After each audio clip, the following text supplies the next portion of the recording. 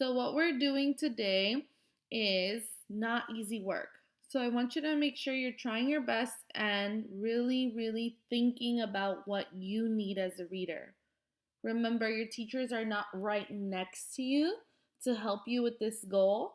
So, it's your job to make sure you're thinking hard about what you need as a reader and what to do to make you a better reader, okay?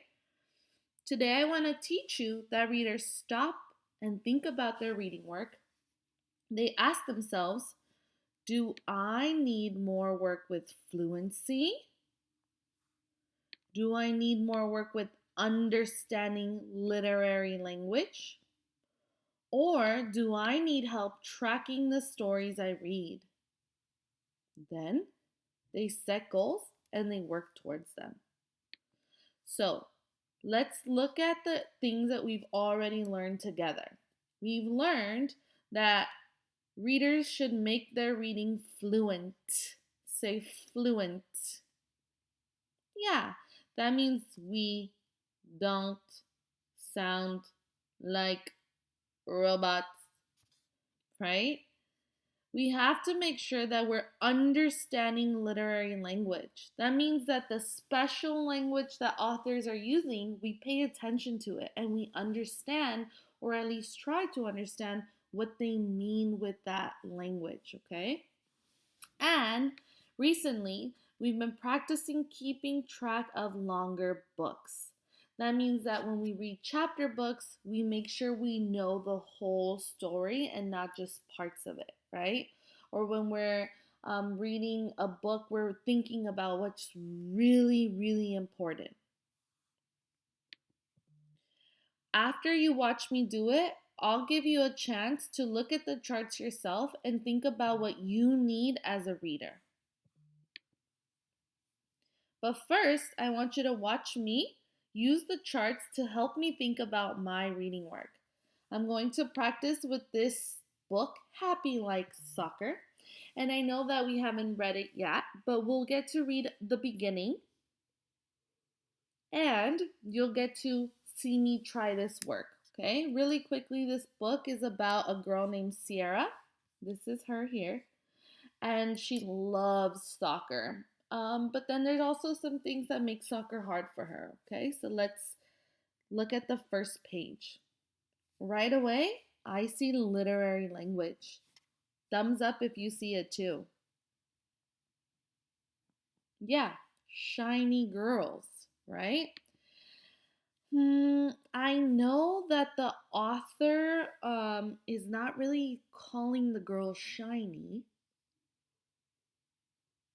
So I think to myself, what special meaning does the author want me to get? Hmm. I think, let me read and find out.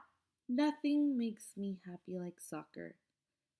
Picked for this new team with these shiny girls. I know. She's saying that she's getting picked for the team and that it's new. So when something is new, isn't it shiny? Yes, you're right. It's shiny. So maybe she's not saying that the girls are shiny. She's saying that the girls are all new to the soccer team. Does that sound right? Yes, it does sound right. So, I know that the author is saying since the girls are new friends for Sierra, she's using the word shiny to mean that they're new. Did you see that I used the chart and everything I know about literary language to ask myself what did the author mean? Yeah. And did I do a good job of it? Yes, I did, right? So I know that literary language is probably not the goal I want for myself, okay? So this one I did pretty well. Not going to make that my goal. Now let me look at this page and think to myself, what else could I have to work on? Nothing makes me happy like soccer. Picked for this new team with these shiny girls. My shoes have flames and my ball spins on this spread out sea of grass with no weeds, fields with no holes, and real goals, not two garbage cans shoved together like in the lot, in lot by my apartment, where soccer means any kid who shows up can play. Oh my goodness. Readers, you know what I noticed? This is one long sentence. There's no punctuation. So I was not reading fluently. I was not following punctuation. And didn't I kind of sound like a robot? I did, didn't I? I think that the goal I want to work on is making my reading more fluent because my reading didn't sound smooth. What can I do to make it smoother? Let's look at the chart to help us, okay? Read aloud and in your head. Scoop words into longer phrases. Talk like the characters. There's no characters on that page, so I can't. There's no characters talking, so I can't really do that. Well, actually, Sierra's the character, right? But it's the first page. I don't really know what she sounds like. Make your voice match the mood. Read with a just right pace. You know, I'm looking at the chart and I'm going to decide to go with scoop words into longer phrases because there is no periods. It's just one long sentence. I'm going to use the commas to help me decide when to take a quick pause. And I'm going to read in longer phrases to see if it makes sense. Okay, let me try. Nothing makes me happy like soccer. Picked for this new team with these shiny girls. My shoes have flames and my ball spins on this spread out sea of grass with no weeds. Fields with no holes and real goals. Not two garbage cans shoved together like in the lot by my apartment, where soccer means any kid who shows up can play. Readers, did you notice how I was reading in longer phrases? How I was reading until I got to a punctuation. And when I saw a comma, I took a quick breath. I hope you were able to hear me take the quick breaths, and I hope you were able to hear that pause. Did I read that page better? Yeah. So I know that as a reader, I need to make sure that I'm practicing my fluency, that I don't sound like a robot, and that I'm reading not too fast but not too slow. Also, that I'm reading longer phrases. I don't want to read word by word. I want to read longer phrases, okay? Now, you're going to go off into your own reading, and I have page 2 of Happy Like Soccer here. Before you practice reading this page, I want you to take a look at the charts and think, which one of these really sounds like something you would like to work on?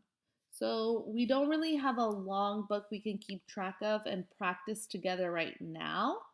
So maybe that's not something you practice with us right now, but you can practice it on your own later. Do you want to practice understanding literary language, paying attention to the special words and the special playful words that the author's using? Or do you want to practice on your fluency? I'm going to give you 1 minute or a couple of seconds to think about it. Okay, now that you know which goal you think you need to work on, practice reading this page.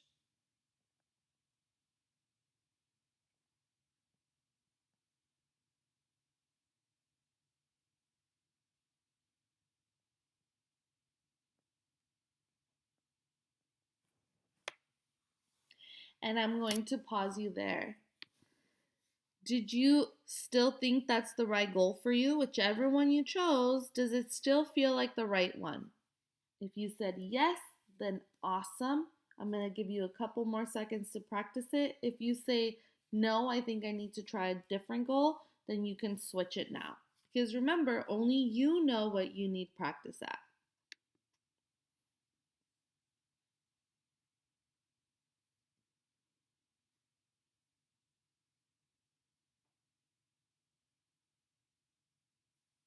Okay, so if you're not done reading the page, you can pause the video now and then play it again when you're done. But I'm going to read this page like the fluent reader that I am. And I want you to notice how I'm not only reading fluently, but I pay attention to any literary language, okay? But nothing makes me sad like soccer, too. Because the restaurant where my auntie works is busy on Saturdays. And she can't take time off for something like a soccer game.